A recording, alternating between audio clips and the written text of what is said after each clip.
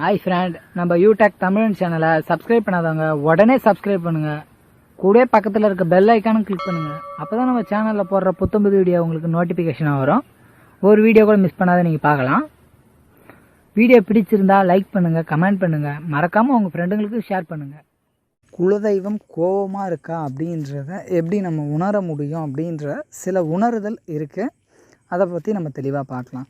அதாவது குலதெய்வம் அப்படின்றது நம்மளுடைய மூதாதையர் வழிபட்டு வந்த ஒரு தெய்வம். ஒவ்வொருத்தரும் ஒரு குலதெய்வம் கண்டிப்பாக இருக்கும். குலதெய்வ அருள் நமக்கு இருக்கும் பட்சத்தில் என்ன பிரச்சனை வந்தாலுமே கூட நமக்கு அது எவ்வளோ பிரச்சனை கொடுத்தாலும் அது பெரிய அளவுக்கு இருக்காது.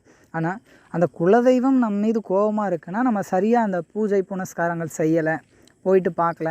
ஏன்னா சிலர் வருடத்திற்கு ஒரு முறை போகிறதே ரொம்ப ரேர். இந்த ஆடி மாதம் அல்லது தை மாதம்னு குலதெய்வம் கோவிலுக்கு போயிட்டு வருவாங்க. சிலர் அவங்கவுங்களுக்கு உகந்த மாதம் போயிட்டு வர்றது இயல்பாக வழக்கமான ஒன்று. முடிஞ்ச வரைக்குமே குலதெய்வம் கோவிலுக்கு மாதம் ஒரு முறை போகிறது ரொம்ப ரொம்ப நல்லது.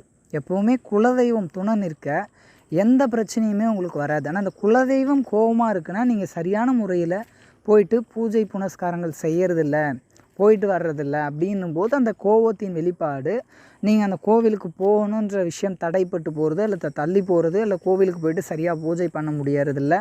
ஏதேனும் ஒரு மனக்குறை மனக்கவலை இருக்கும். அதே மாதிரி குலதெய்வம் கோவிலுக்கு போயிட்டு வந்தால் வீட்டில் கொஞ்சம் மனக்கஷ்டம், மனக்கசப்பு, சின்ன சின்ன வாக்குவாதம், பிரச்சனைகள், கஷ்டங்கள் இருக்க மாதிரி இருக்கும்.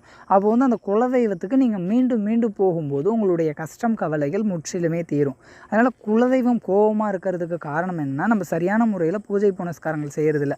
ஏன்னா நம்மளுடைய முன்னோர்கள் மூதாதையர் வணங்கிய அந்த தெய்வத்தை நம்ம சரியான முறையில் வணங்குறதில்ல. இப்போது வேலைன்னு ஓடுறதுனால வெளியூர் வெளிநாடு இந்த மாதிரி வெளியில் போய் செட்டில் ஆகிடும்போது நம்ம குலதெய்வத்துக்கு வருடத்தில் ஒரு முறை போகிறது ஓரளவுக்கு. அப்புறம் அதுக்கும் கொஞ்சம் கொஞ்சமாக மாறிட்டு கொஞ்சம் கொஞ்சமாக அதை தள்ளிட்டு போகிறதுனால குலதெய்வமே சிலர் தெரியாமலாம் கூட இருக்கும்.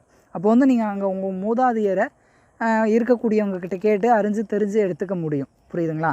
அதனால் குலதெய்வம் கோபமாக இருக்குன்னா நீங்கள் அது உங்களுக்கு சின்ன சின்ன அறிகுறிகளை காட்டும்.